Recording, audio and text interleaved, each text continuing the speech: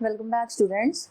In this video, we will discuss this third consequence of Hahn-Banach theorem. देखो इसमें क्या कहा गया है, इसमें कहा गया आपको एक क्लोज्ड लीनियर सब स्पेस दे दिया नॉन लीनियर स्पेस n का, ठीक है, और एक्सनोर एक ऐसा वेक्टर लिया that is not in m. तो डिस्टेंस है d एक्सनोर से m की, तो शो करना है वहां पे एक फंक्शनल एग्जिस्ट करेगा. किस तरीके से वो फंक्शनल एग्जिस्ट करेगा, देखो यहाँ पे जो है वो इससे प्रीवियस वाले से मैच कर रहा है. मैचिंग इन विच सेंस, यहाँ पे ये जो है वो प्रीवियस वाले से इस सेंस में मैच कर रहा है. यहाँ पे हम कैपिटल एफ फंक्शनल एग्जिस्ट करा रहे हैं. लास्ट वाले कॉन्सिक्वेंस में हमने स्मॉल एफ फंक्शन एग्जिस्ट कराया था. ऑलराइट, तो यहाँ पे देखो कैसे हम काम करेंगे. First of all I will define this D.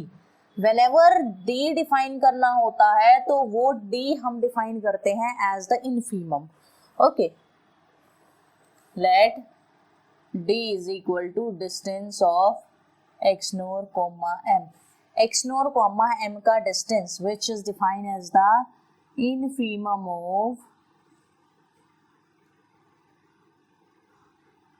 x nor comma m where m belonging to m distance. इन दोनों के बीच के डिस्टेंस का infimum where x nor where m is belonging to capital M. Since d is non zero, how d is non zero, infimum can be zero ना. तो d is non zero because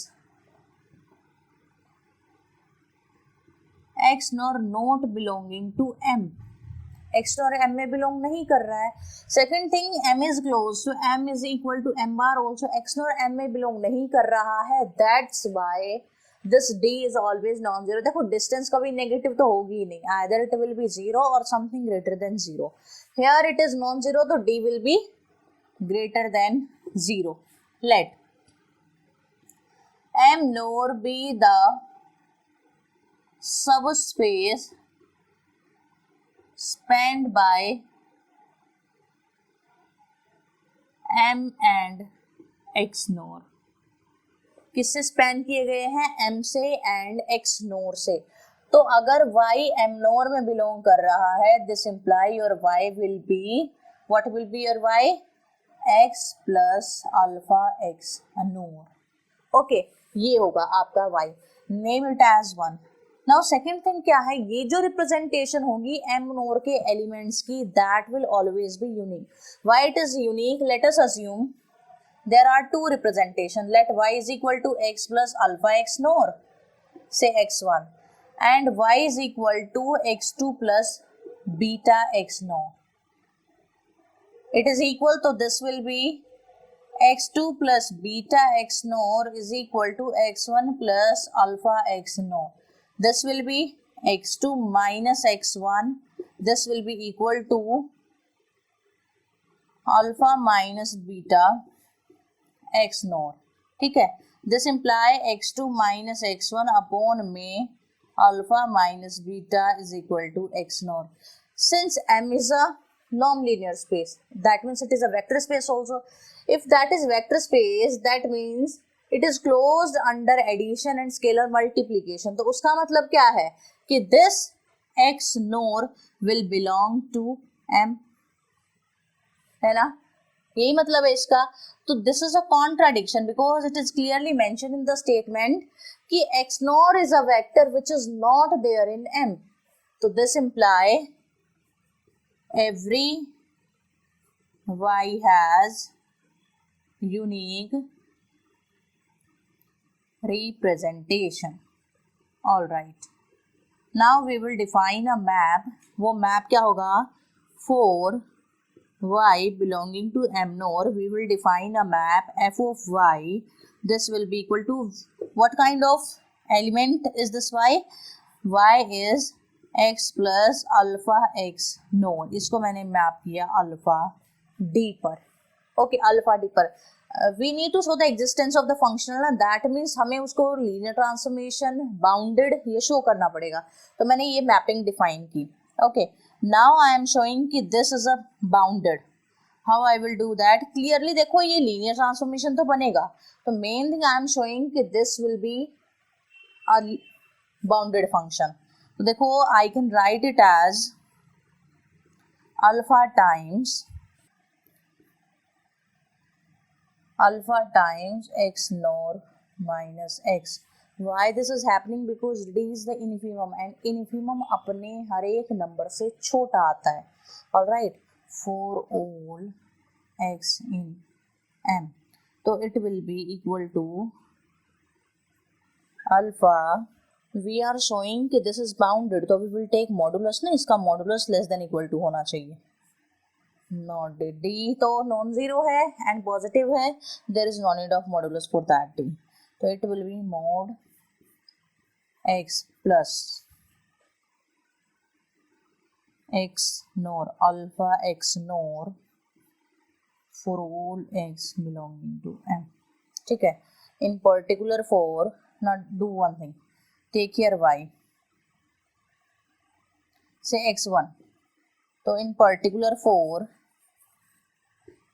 x nor minus x by alpha, what I am doing here, I am taking this alpha common, तो ये क्या हो जाएगा minus of this, for all exist कर रहा था तो minus of this negative term, it is also holding for this one, तो it will be into x norm plus alpha x norm plus x, तो ये क्या आ गया x plus alpha, I am writing on that side, it will be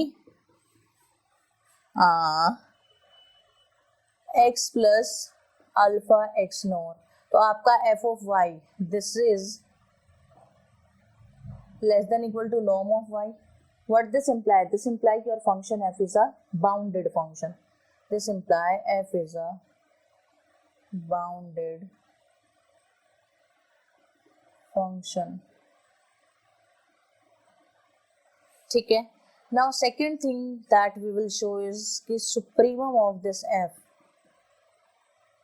I will define it as, supremum कैसे define होगा, norm of fy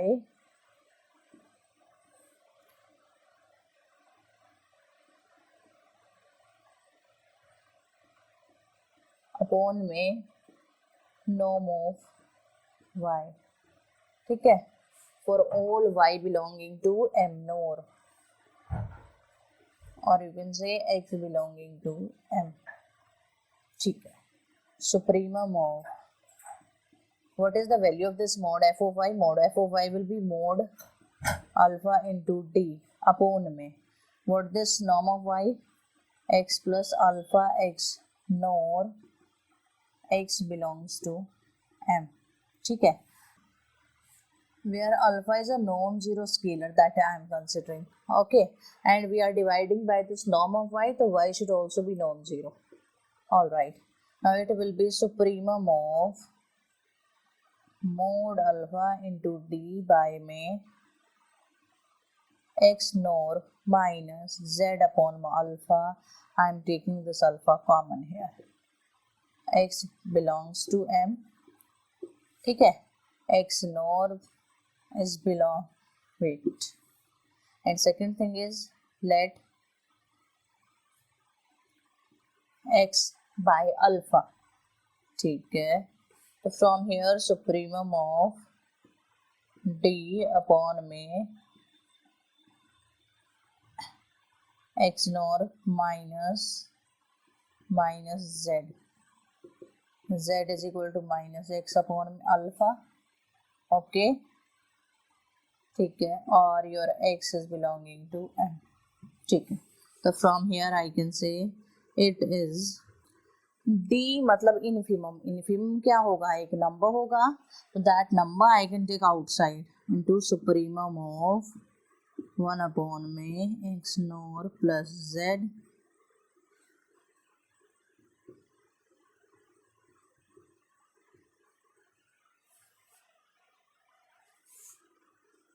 minus will come here, not here, okay, so it will be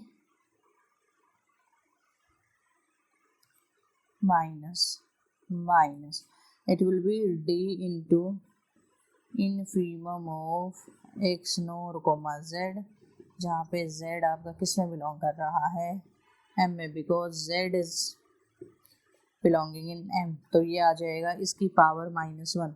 what is this, this is your d, M के सारे element के साथ जो distance है उसका, that is infimum, तो d into 1/d, this is complete 1। So we have shown the norm of this f is equal to 1. All right. Now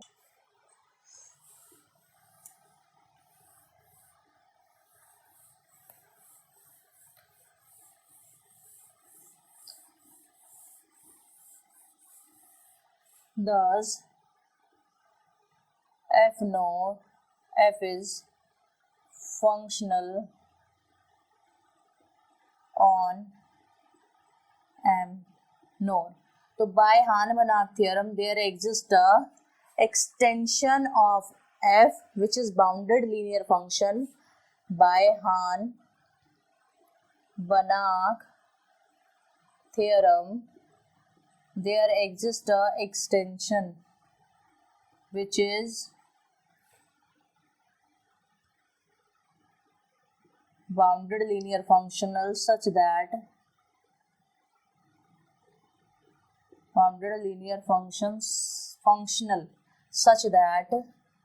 f is equal to f on m naught. इस तरीके की extension आएगी, ठीक है, f is equal to f on m naught. This imply now for x belonging to m, f of x, x आने का मतलब क्या है, f of x plus 0x naught which is 0 into d which is 0. For x naught belonging to m naught, f of x naught, it will be f of 0 plus 1x naught. It will be, what will be this?